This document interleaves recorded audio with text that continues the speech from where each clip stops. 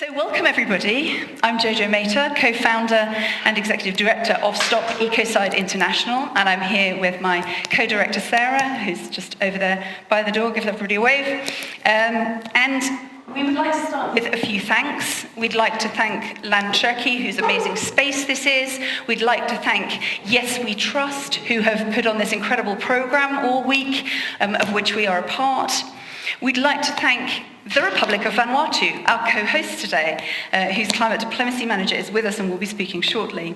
We'd like to thank Sister Meek, whose partner and co-founder Jeremy Oppenheimer is with us today and will also be speaking. And we're honoured to have these speakers with us today. So how this event is going to go is, I'm going to be sort of your MC, if you like. I'm also going to start off by giving a kind of a broad overview of the subject of discussion, of ecocide law and where we're at, of its importance, of the traction that this initiative is gaining, and of the potential that it has. We will then move on to our government representative from Vanuatu, an island that is punching above its weight in a major way in the diplomatic world right now. We were then going to be following on with Vanessa, but we won't be having her with us today. So we will then move on to Jeremy from our key sponsor, Sister Meek, and he will be giving a perspective from very much in the thick of, in his words, the sort of messy but necessary business of transformative systems change. So we will welcome a few questions if you have them from the room once each of us has spoken. And just to let you know that we will be filming this speaker section of today's event. And after that, of course, and any immediate questions, we will share a wonderful buffet, vegetarian buffet, and a chance to mingle and to ask more questions and to approach any of us individually, and less sort of under the spotlight, so to speak. And what we fully expect is for you to come out of this event feeling inspired, feeling galvanized, and also perhaps feeling reassured as well about this subject of ecocide law and its transformative potential. So I'm going to dive into a kind of an overview of what we're discussing today. And Stop Ecocide International, I'll just give a very brief sense of what it is that we do. We are an advocacy organisation. Our international team is based in the UK, but we have teams in many countries and associate groups in over 40 countries around the world. And our essential work is to develop global support, cross-sector support, for the criminalisation of mass harm to nature. In other words, to make ecocide a crime alongside genocide, war crimes, crimes against humanity. Now, 3 years ago, this conversation was virtually non-existent at the government level. There were no governments known to be talking about this. And although the concept was not new, the concept of ecocide as a term to denote mass destruction of nature is several decades old. But the traction around this concept and the urgency of it in the current global situation was simply not present at that time. Who changed all that? Vanuatu. The ocean state in the Pacific that is currently making huge headway and waves in the diplomatic world around legal avenues to address climate and ecological damage. And it was Vanuatu's representative that stood up at the assembly of the International Criminal Court in 2019 and called on the state's parties to the Rome Statute, which is the governing document of that court, to consider adding ecocide as a fifth international crime. 3 years on, and with the growth of this conversation, the advocacy that our organisation and the networking that we've succeeded in establishing, with the support of Vanuatu and a growing number of states, there are now 26 countries which are member states at the International Criminal Court, which have discussion of criminalising ecocide on public record at parliament level or at government level. So while some of you may never have heard of this initiative before, it's actually very advanced already at the diplomatic level. And behind closed doors, there are more countries as well having that conversation, but who simply have not made that public yet. So this is a very fast-moving global conversation, and perhaps we could start by thinking about criminal law. I mean, most people's reaction to criminal law is one of, if you say the word crime, people kind of go down dark alleys with knives. And there's this kind of misconception, if you like, that criminal law is about punishing the bad guys. Now, it's not to say that that doesn't happen, but actually that's not the point of it. I mean, the point of murder being a crime is not to punish the murderers, it's to stop people being killed. And so effectively what we're talking about here is law that is protective. That is what criminal law does. It protects us. It's what makes us safe. And it acts as a deterrent in order to prevent the criminal actions, effectively, that are denoted by those crimes. And it's what we use in our globally dominant paradigm, which, as we know, is the one coming from Western thought. We use criminal law to draw the moral lines, so that it's how we define what is acceptable and what is not acceptable. It also reflects effectively what we want, in the sense that we want to be safe. I don't think any of us would say we would prefer it, if crimes that are currently denoted, such as murder, or such as at the most serious level, crimes against humanity, genocide. I don't think any of us would say those should not be crimes. We actually want those to be, we want those taboos, we want those moral red lines to be in place. And so what Ecocide does is reflect that same aspect in the environmental sphere. And why is it needed? I mean, we have environmental laws all around the world. We have plenty of, a big body of environmental law, and that needs enhancing. It needs paying attention to. The reality is that it is often disrespected and not well followed, and it is often badly enforced. And part of the reason for that is, of course, there are practicalities around investigating and prosecuting environmental crimes or infractions of environmental law. But there is a more serious cultural aspect, we believe, and that is that damage to the environment is simply not taken as seriously as damage to people and property. And if you're campaigning for human rights, at least you know that mass murder, torture, forced disappearance, all these things are really serious crimes. But there is no equivalent in the environmental sphere. So what a crime of ecocide can do is kind of shore up all of that.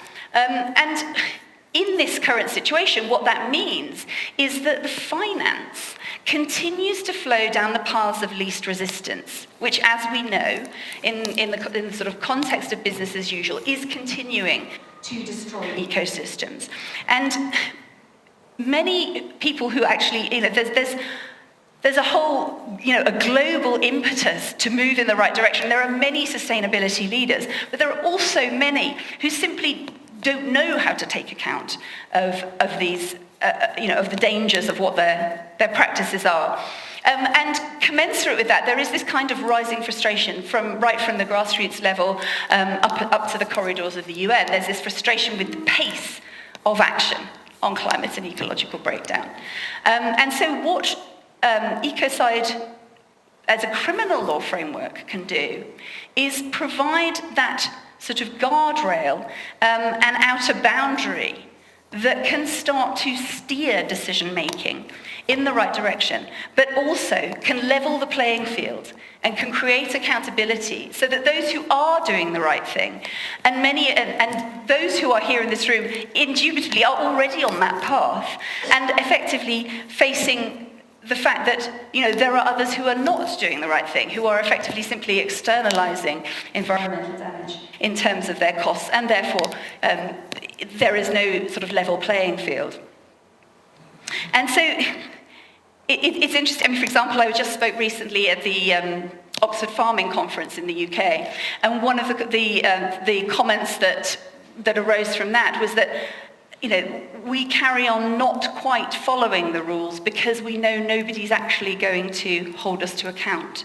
So, and that was a kind of a confession from, a sector where this is potentially applicable. And it's like actually having those boundaries in place and having that sort of criminal aspect can galvanize actually ways of addressing and making change faster.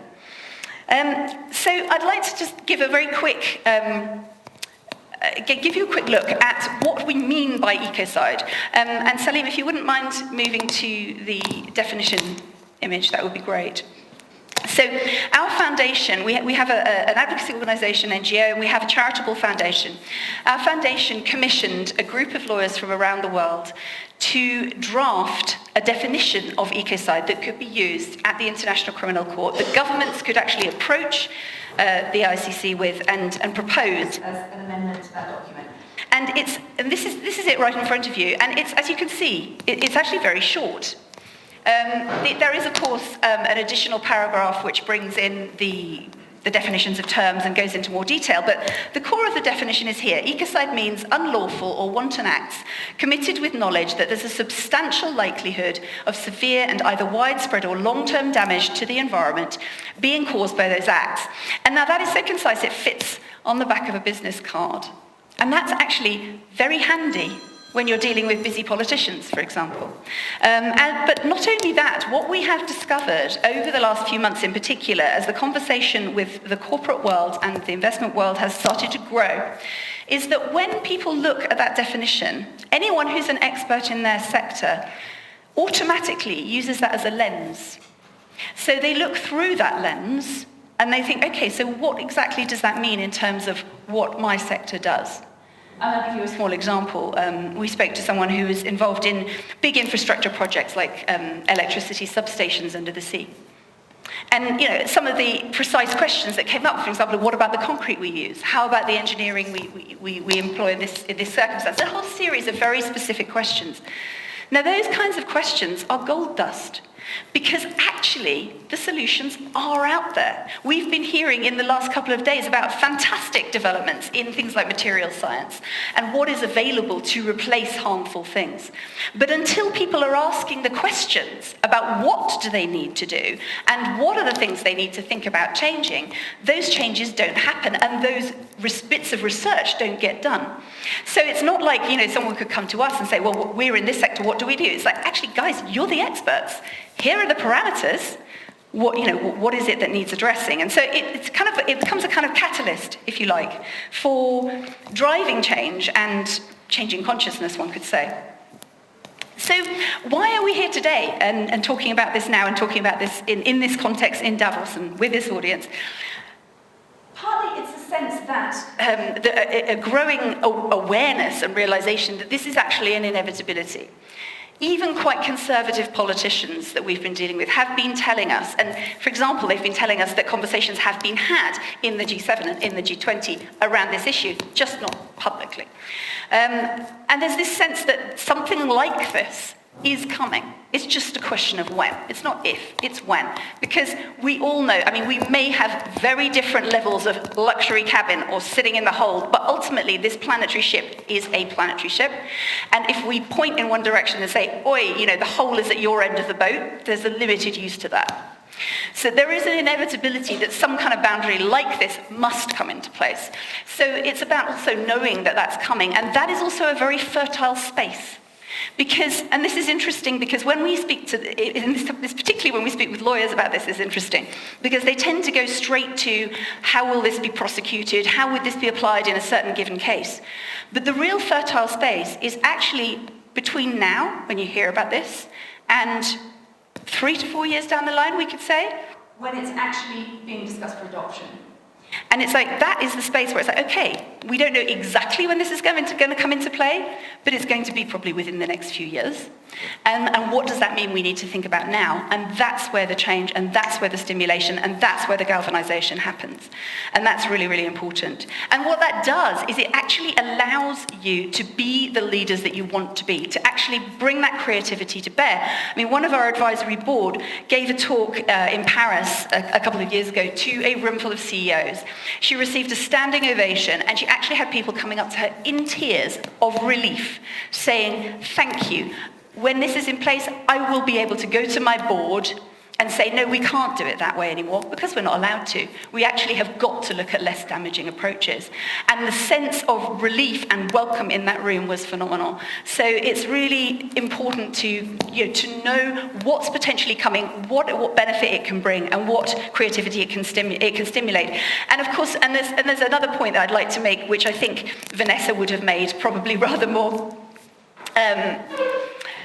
searingly, perhaps it might be a good word, and that is the relevance of this for the upcoming generations.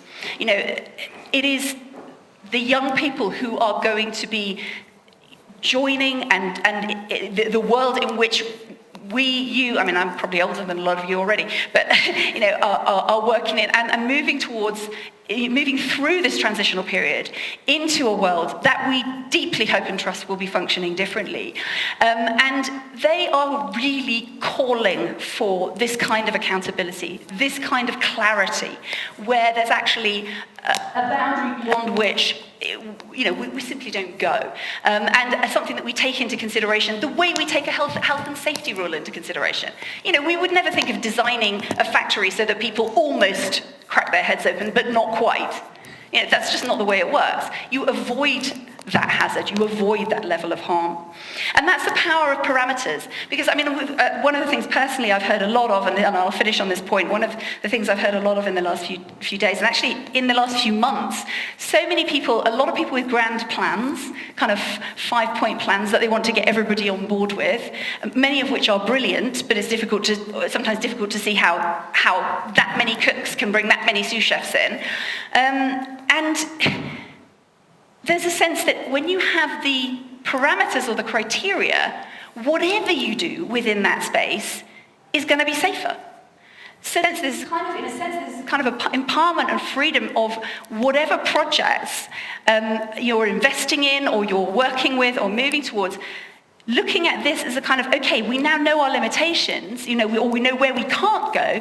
That really kind of gives a kind of freedom as to what can be done. And having come to this from an entrepreneurial background myself, there is nothing that unleashes that creativity and that freedom better than having very specific frameworks within which to work. And I think, again, in relation to the sort of upcoming generations, one thing that's inspired me hugely in recent times is that there is now a country, it's part of the UK, it's Wales, that has put in place an act, a parliamentary act to support the well-being of future generations, so that everything that government decides, everything that the Welsh regional government decides, has to be done with a consideration of how it's going to affect future generations.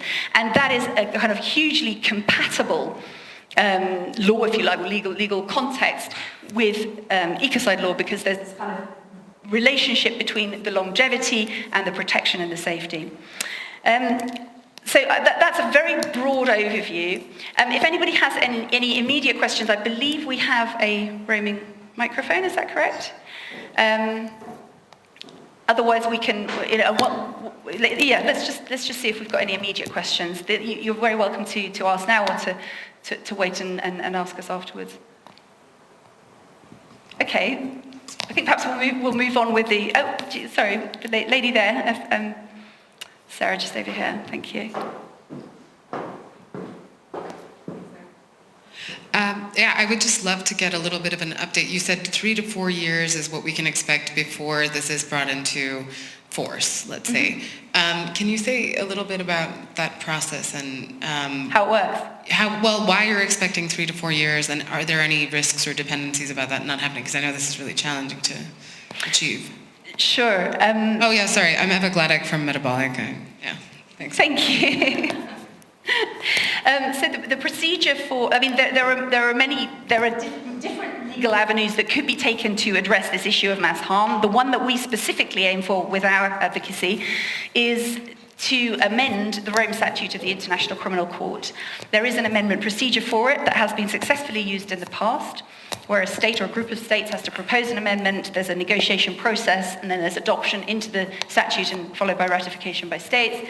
Now, in the past, amendments have taken between 2 and 15 to 17 years, so there's quite a big range there. We don't know for certain. Obviously, diplomatic developments are always unpredictable, but we aim for something between 3 and 5 years. And the reason that we say that is that, yes, it's a really serious addition to the document, to the treaty, if you like.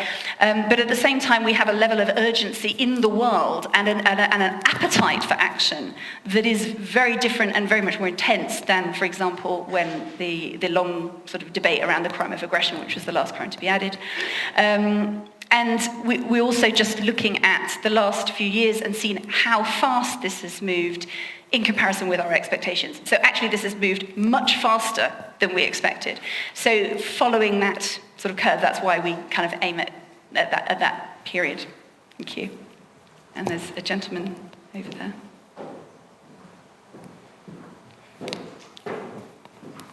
Mine was actually just a very general, quick question. You mentioned there were 26, I think, nations at the moment. Are there any notable absentees from that list? Well, I guess if you've got 26 nations, you've got an awful lot of people that are not there.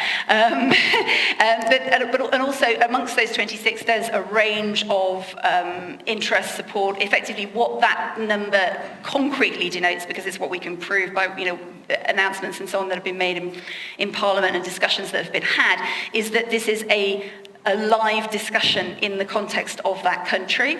It varies quite a lot how immediately supportive, or we've had some countries that are saying we're ready to join this conversation once the time is right. We've got others like Vanuatu who are absolutely leading in the space, and there's everything in between. And there's other countries that are kind of sitting a bit on the fence and saying, well, we're watching it closely and we'll see what happens. So it's quite a big breadth. And interestingly, some of the countries that have not yet publicly said anything are actually more supportive sometimes than some of the ones that are more obvious on the public level. But on our website, you can see a list under leading states of all of those ones that have got the discussion on public record. Of course, we can't publicise states that haven't done so themselves.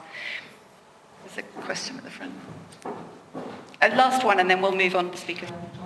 Hi, it's loud. Rob Eisenberg from Vote Earth Now. Not a lawyer, but what kind of consequences, if you like, will there be for corporations or countries that commit ecocide, and how are we going to stop them acting now and saying sorry later?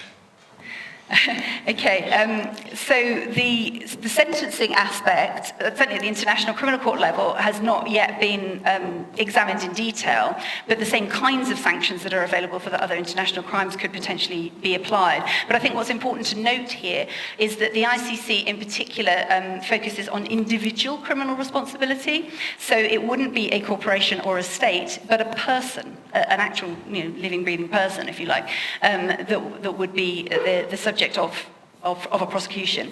And for us, the interesting aspect of that is that there can be a bit of a tendency for decision makers to kind of hide behind the sort of corporate veil and have the corporation maybe pay fines for damages that have happened, but then be able to go and make the same kind of decision again tomorrow, if you like.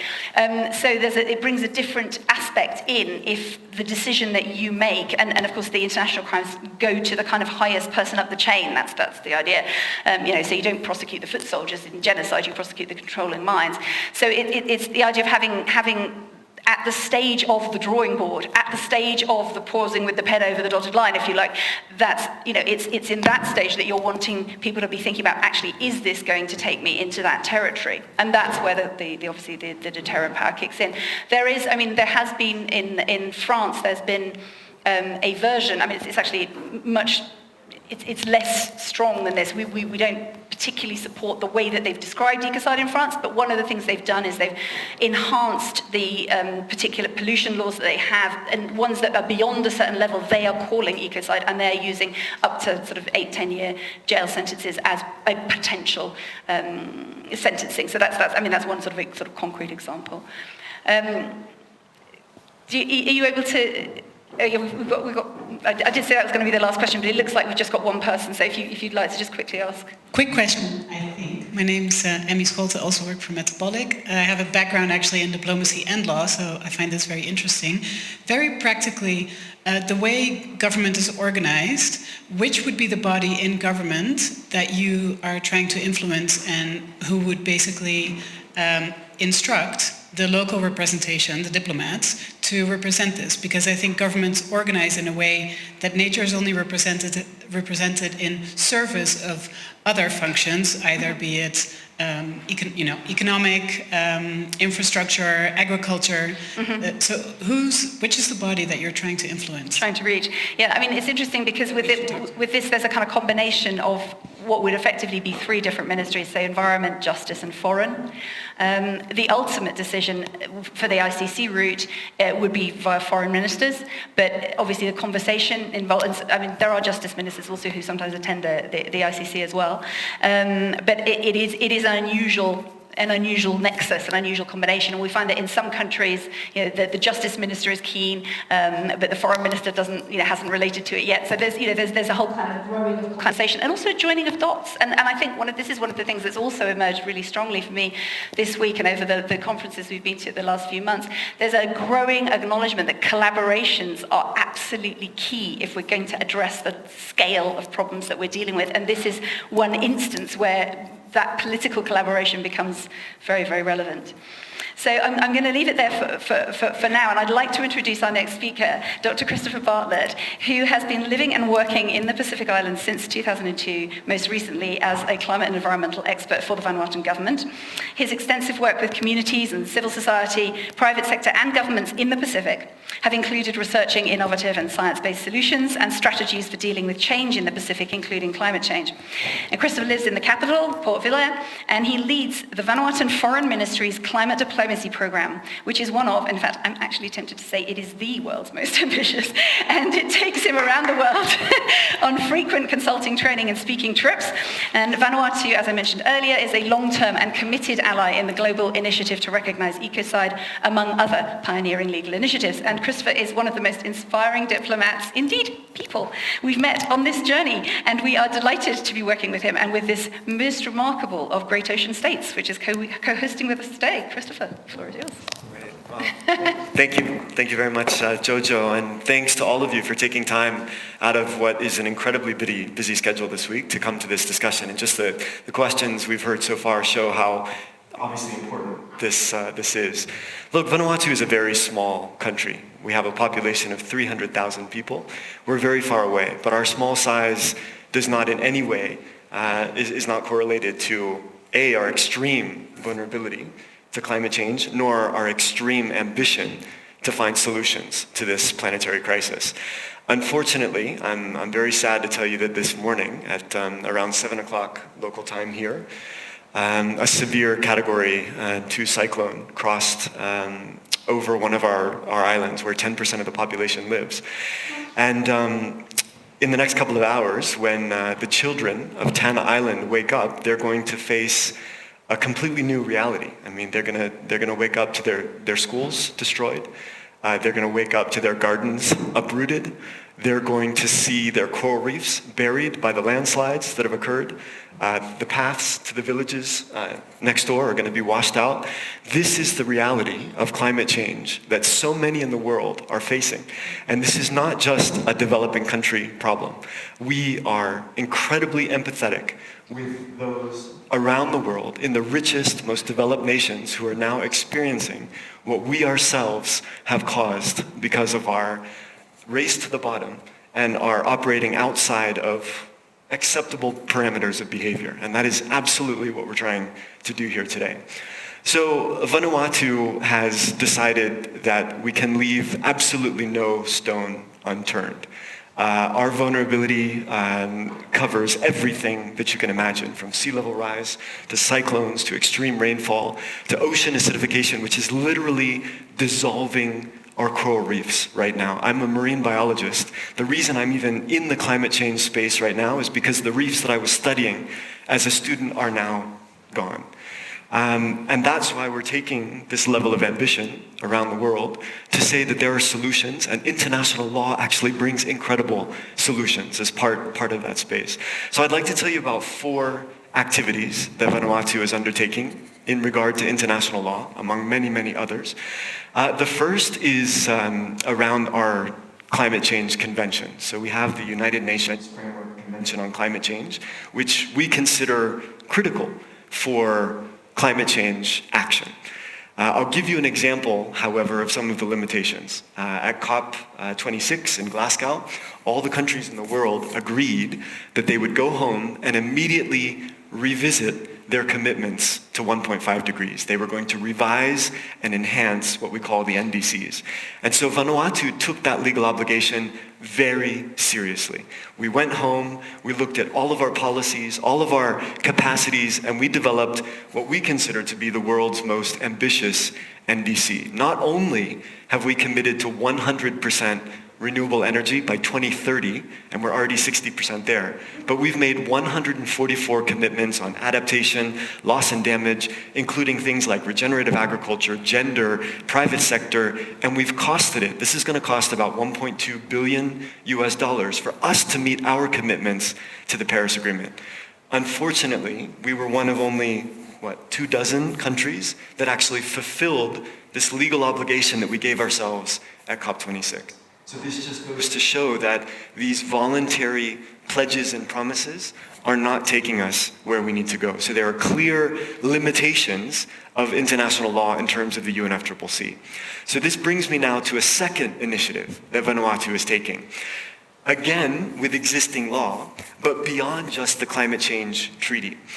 Vanuatu is asking right now countries to support us to bring a case to the International Court of Justice. So those who don't know, the ICJ is the UN's highest court.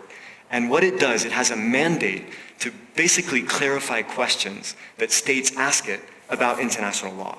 And so the question that we're asking the International Court of Justice is, what do the other conventions and treaties say about state obligations to prevent harm from climate change? So when we read, for example, the 2 treaties on human rights, we see very clearly that states have obligations to prevent cross-border harm that impacts, say, the rights of women on Tanna who no longer have clean water to drink. That is a fundamental human right which these treaties protect. So can we apply those obligations to the climate crisis? When we read, for example, the Convention on the Rights of the Child, we see very clearly that children on Tanna Island are protected to have educational opportunities, and they shouldn't be expecting that their schools are going to be destroyed by a fossil fuel-caused cyclone.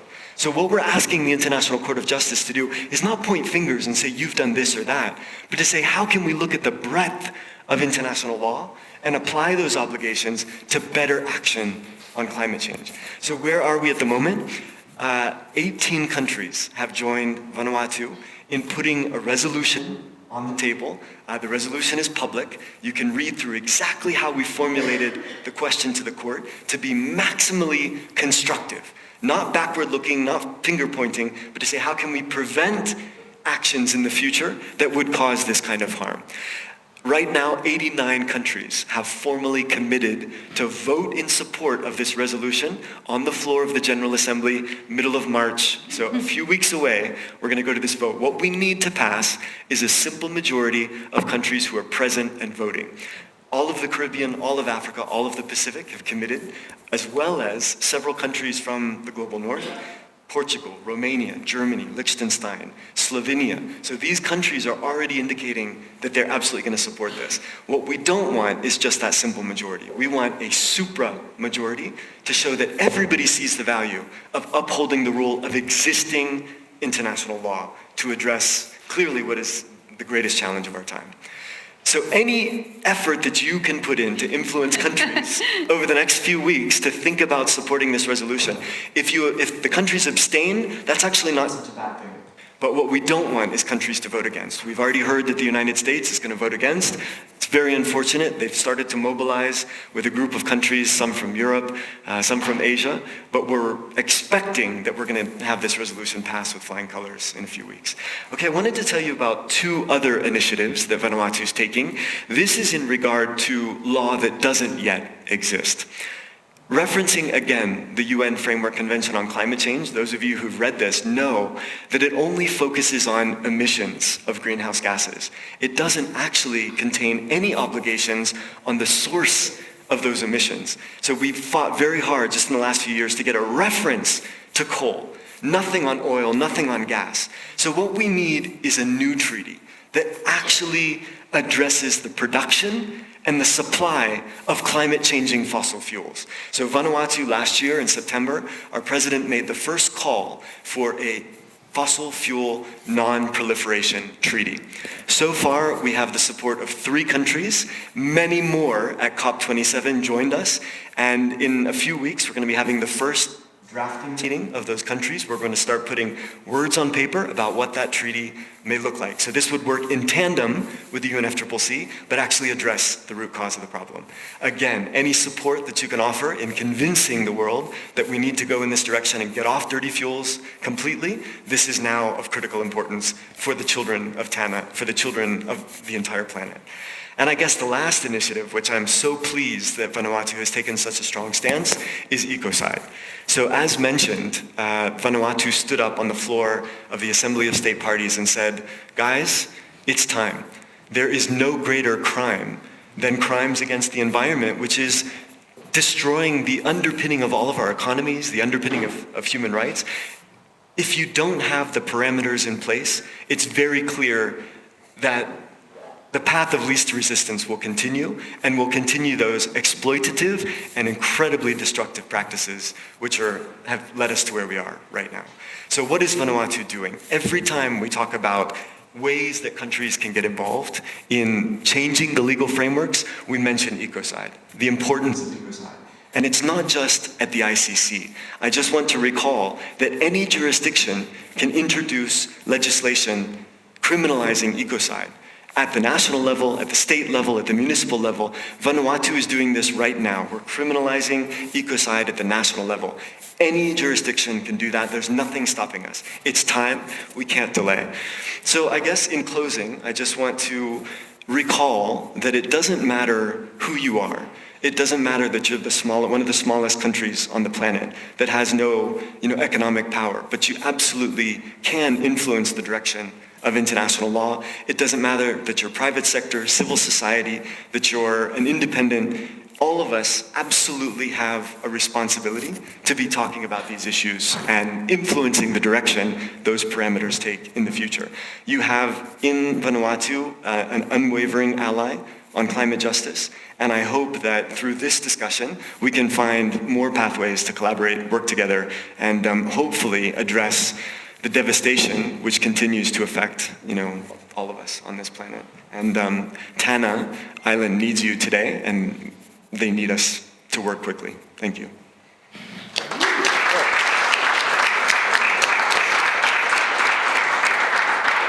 We have a question over there, if we can bring the mic to the lady on that side.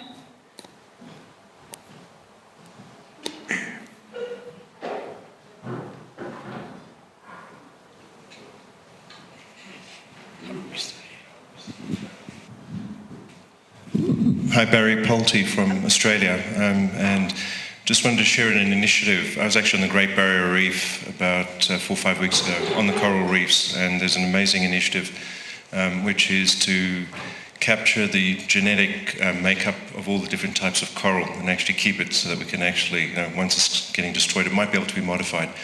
It's about 400 species on the Great Barrier Reef.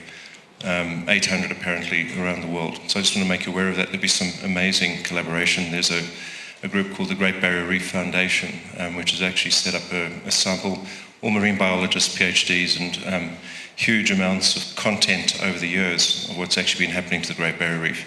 And it really comes down very hard in terms of impact, because the tourism industry, which is a huge industry in that part of the world, is devastated.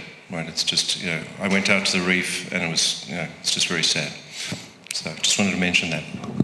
Thank you. And actually, it was actually the lady over on that side who had her hand up. Please, thanks.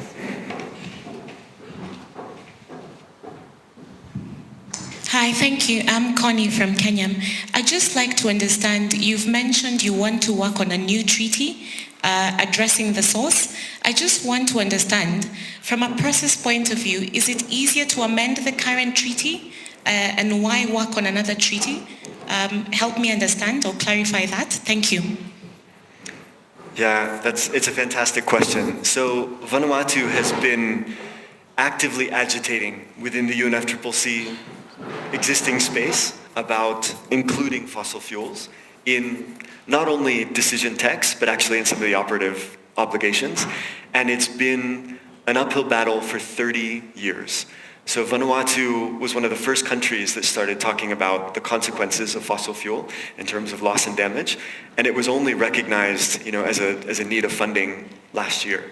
So this is the pace of those negotiations. I think when the UNFCCC was established, it was done so with constructive ambiguity. Hopefully, I think they were thinking that it could bring more people on to the problem, but that very ambiguity has led us to the inaction that we're seeing today. These unfulfilled pledges and promises with no enforcement mechanism. What we've witnessed with the nuclear non-proliferation treaty is that it actually sets concrete, verifiable, measurable targets where you can hold states to account on whether or not they're denuclearizing. And that's exactly the kind of legal obligation, the legal consequence that we'd like to see for states that continue to expand fossil fuel production and supply. So I think it needs a complete rethink. Wouldn't do justice to just amend the current treaty, the current lack of ambition there. Yeah. Thank you. Do we have any other immediate questions for Christopher? Please.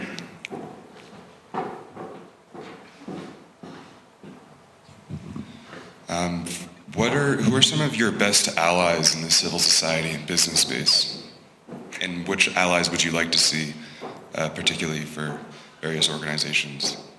Yeah, thank you so much for asking that question, because clearly Vanuatu doesn't have the diplomatic machinery or the financial might to do this alone. And I have to say that it has been civil society that absolutely not only initiated many of these campaigns that Vanuatu has taken up, but actually are leading the charge on the diplomatic sphere. It was a group of students that approached Vanuatu from the University of the South Pacific back in 2018, came to our Minister of Climate Change and said, don't you think the International Court of Justice could play a role in helping you get the legal support that's required? And we hummed and hawed and we thought for months and months, and finally we said, you know what? These students have a point.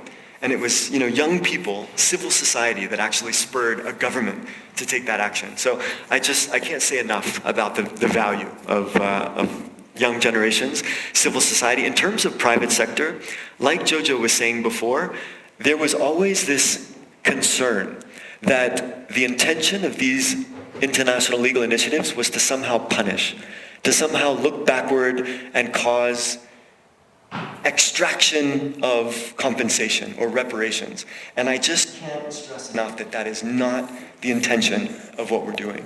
The intention is to make sure that everybody has the clarity that they need to do the best they can do for the global transformation that's required. And this is when private sector now starts to come on board, and they say, we need this clarity. We need this understanding of what are those acceptable parameters of behavior so that we can do better business, make more profit, and change the planet that we all live on. So I think, private sector is behind this when they understand that it's not out to get them or undermine their bottom line. Yeah. Thank you. And we're going to move on now to Jeremy, who's an economist, business advisor, and convener of coalitions.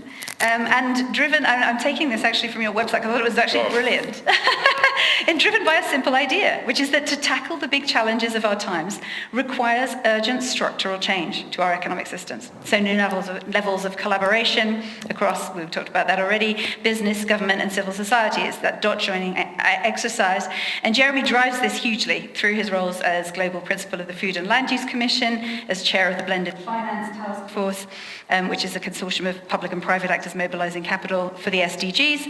He's also the lead author of Better Growth, Better Climate, report of the New Climate Economy Project, and Better Business, Better World report of the Business and Sustainable Development Commission, member of the National Food Advisory Panel, and all of that. Okay, so it's very impressive. Now, Jeremy's here also as co-founder of Systemic, which I'd like to acknowledge because Systemic have been very supportive in us bringing this event to this context. Systemic is a B Corp dedicated to accelerating delivery of the Paris Agreement and the UN SDGs by transforming markets, business models, and asset classes in 3 economic systems: land use and nature, clean energy, and materials, especially plastics.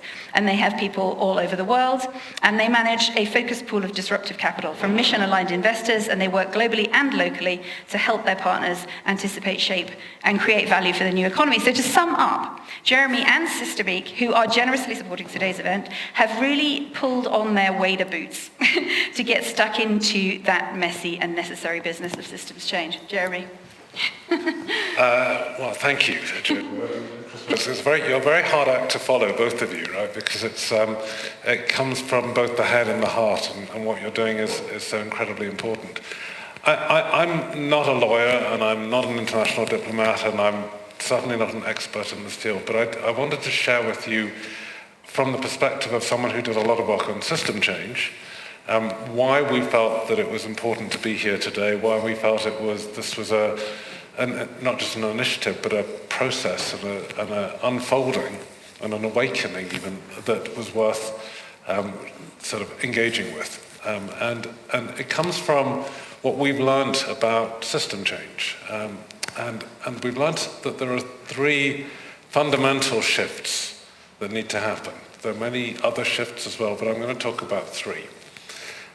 So the first shift that matters profoundly, if we're going to tackle what is an extraordinarily deep and wicked challenge, is a shift in consciousness.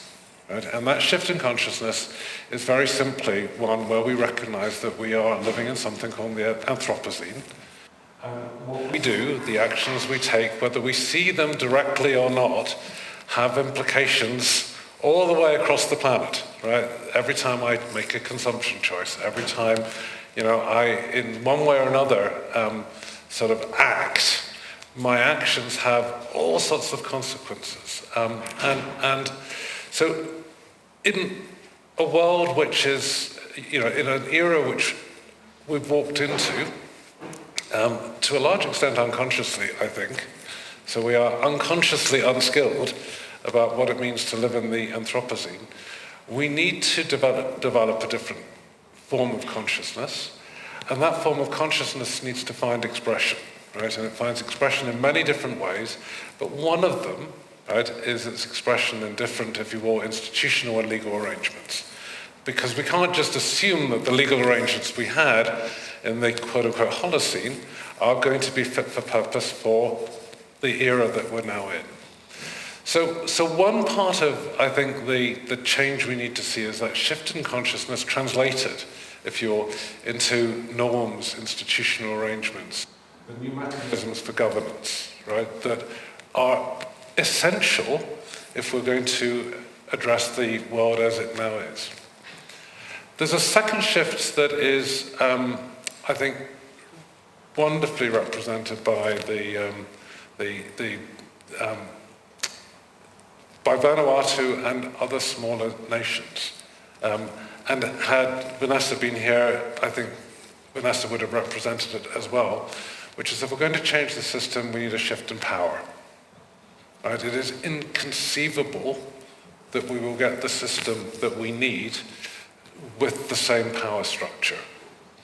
And one of the ways in which we historically have been able to shift power is by creating legal, if you will, rights and legal obligations that give voice and agency to people and to communities and to states that have not had, if you will, power historically.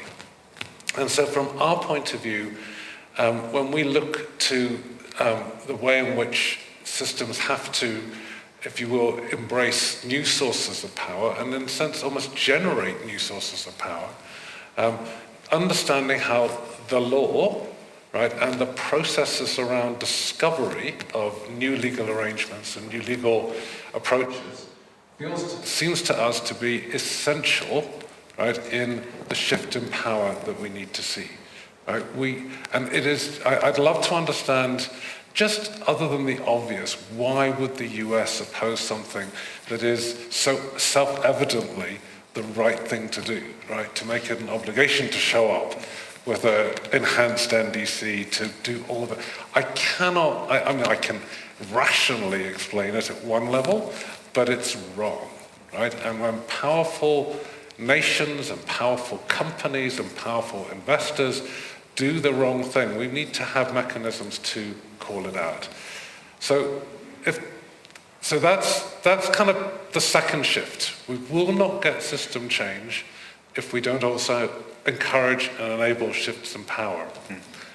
The third piece of this, which comes a bit more to my, if you will, my background as a lapsed economist, is that the way economies work, right? They work in many different ways, but one of the ways that they fundamentally work, and we understand this more and more, is they work through shifts in expectations, right? So if people expect the future economy, right, to be radically different from the way in which the economy works today, if we know that wind and solar and energy storage systems will beat, if you will, fossil fuel, then people will stop investing in fossil fuels. They just will, right? It won't happen overnight. It's definitely not happening fast enough. So, but shifts in expectations are the most central, if you will, driver of shifts in capital formation.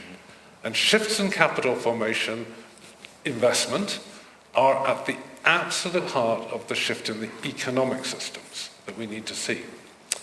So, let me then make the link back to Ecocide for a moment. One important way in which one shifts expectations is that you shift understanding of risk as well as return. And if investors and companies and governments begin to understand that there are forms of legal risk, right, that were not ones that they were previously exposed to, and that those legal risks are not just on paper, but there's a court. There's someone with teeth. And it's not just at the global level, but there are, if you will, multiple levels at which, if you will, that legal liability is something that groups that previously didn't have power are able to act upon. Then you can shift expectations. And this may not be the biggest factor that will shift expectations, but what happens is it's one more, if you will, stone on the pile. It's one more piece of, this is a bit riskier than we thought. And by the way, the other stuff may be a bit more competitive than we thought. And we need to pull all those levers together.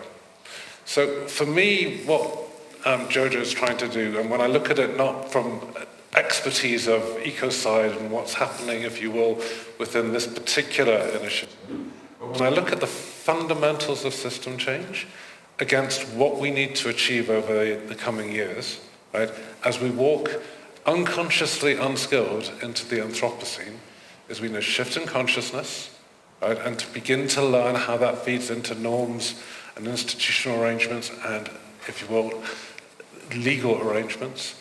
We need a shift in power, and we need a shift in expectations. And I think that what you're trying to do, Jojo, what you're trying to do, Christopher, and everybody in this room, is in one form or another trying to crystallize and integrate this into deep and powerful and lasting change. So I just want to thank both of you. Thank you.